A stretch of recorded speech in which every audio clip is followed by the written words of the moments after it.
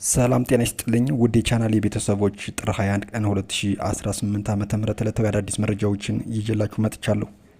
ህወሓት ለሞት ሽረት ጦርነት የተዘጋጀበት ግንባር የትኛው ነው? የትግራይ ወጣቶች እምቢ በሉ ሲሉ የቀድሞው የትግራይ ጊዜያዊ አስተዳዳሪ የነበረው አቶ ጌታቸው ረዳ ተናገሩ። ሻዕቢያ ህወሓትን ከጥፋት አይታደገውም የሚሉትና ሌሎች ዝርዝር መረጃዎች አሉኝ። አብራችሁን ቆዩ።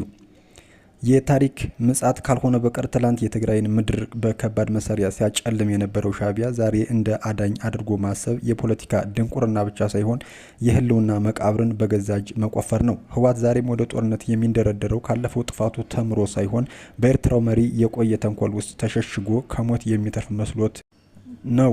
ይህ ግን የጅል ተስፋ ነው ይላሉ የፖለቲካ ተንታኞች። የታረደው በግ የታረደበትን ቢላ ይስላል እንደሚባለው ሻዕቢያ ለህወሓት ፍቅር ኑሮ ሳይሆን ኢትዮጵያን ለማዳከም በሚያደርገው የዘመናት ስሌት ውስጥ ህወሓትን እንደ መጫወቻ ለመጠቀም መቆመሩ ግልጽ ነው። ሁለቱ የክደት ታሪክ ያላቸው ሲሆን በባድሜ ጦርነትና በቅርቡ ጊዜ የሰሜኑ ጦርነት የፈሰሰው ደም ገና ሳይደርቅ ሻዕቢያን እንደ ጋሻ አድርጎ መቁጠር ለትግራይ ህዝብ ደህንነት ግድ የለሽ መሆኑን ያሳያል። ህወሓት የውስጥ መከፋፈሉና ህዝባዊ ንቀቱን ለመሸፈን ሲል የጠላቱን ጠላት ወዳጅ አድርጎ መሳል ጀምሯል። ይህ ግን ራሱን ወደ አዘቅት የሚመራበት የፖለቲካ ሶሳይድ መሆኑ ነው። አህያ ባል ከጅብ አያስጥልም እንደሚባለው ሻዕቢያ በራሱ ኢኮኖሚና የዲፕሎማሲ ማነቆ ውስጥ የታነቀ ሆኖ ሳለ ህወሓትን ከታሪክ ተጠያቂነትና ከውድቀት ያተርፋል ብሎ ማሰብም የቀን ቅዠት ነው። ወደ ሌላኛው መረጃችን ስናልፍ የትግራይ ወጣቶች እምቢ በሉ ሲሉ የቀድሞው ጊዜያዊ አስተዳዳሪ ጌታቸው ረዳ አስጠነቀቁ። የቀድሞው የትግራይ ጊዜያዊ አስተዳዳሪና ፕሬዝዳንት አቶ ጌታቸው ረዳ በትግራይ ክልል ውስጥ የሚገኙ አንዳንድ ወታደራዊና ፖለቲካዊ አመራሮች ክልሉን ወደ አዲስና አላስፈላጊ ጦርነት እየገፉት ነው ሲሉም በጽኑ አስጠነቀቁ። አቶ ጌታቸው በይፋዊ የፌስቡክ ገጻቸው ባሰፈሩት መግለጫ የፕሪቶሪያውን የሰላም ስምምነት ተግባራዊ ለማድረግ የሚደረጉ ጥረቶች በክልሉ አመራሮች የስልጣን ጥም ምክንያት እንቅፋት የገጠማቸው መሆኑን ገልጸው እነዚህ አካላት ለህዝቡ ስቃይ መራዘም በወንጀል ሊጠየቁ እንደሚገቡ አሳስበዋል። የቀድሞ ፕሬዝዳንት በመልእክታቸው እንደተቹት አመራሮቹ የግዛት አንድነት ማስከበርና ተፈናቃዮችን መመለስ የሚሉ ህዝባዊ ጥያቄዎችን ለጦርነት መቀስቀሻነት እንደ ሽፋን እየተጠቀሙባቸው ይገኛሉ ብሏል። ተፈናቃዮቹን የመመለስ ተግባር በሰላማዊ መንገድ በመተማመንና ከፍተኛ የፋይናንስ ድጋፍ በሚጠይቅ መልኩ መከናወን ያለበት እንጂ ትግራይን ዳግም የጦር አውድማ የሚያደርግ የትንኮሳ መንገድ መሆን እንደሌለበትም በአጽንኦት ገልጸዋል። በተለይም በክልሉ ወታደራዊ አመራር ላይ ያነጣጠረ ትችት የሰነዘሩት አቶ ጌታቸው አሁንም የወጣቱን ህይወት ያለምንም ከባድ መሳሪያ ሽፋን ለጦርነት በመማገድ የቆየና ስህተት የሆነ ስልት መሆኑንም ጠቅሰዋል።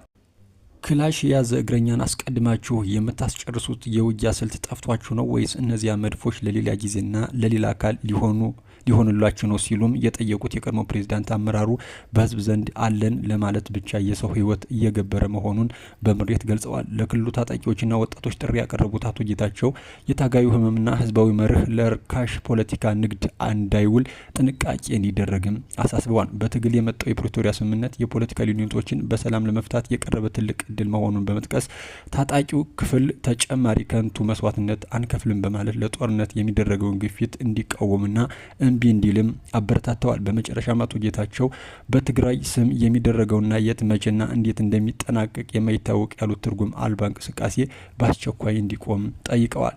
ግጭት በመቆስቆስ ላይ ያሉ አካላት ቆም ብለው እንዲያስቡ እያሳሰቡ ራሳቸው የጫሩትን እሳት ራሳቸው የሙቁት በሚል ጠንካራ ማስጠንቀቂያ መልእክታቸውን ደምድመዋል።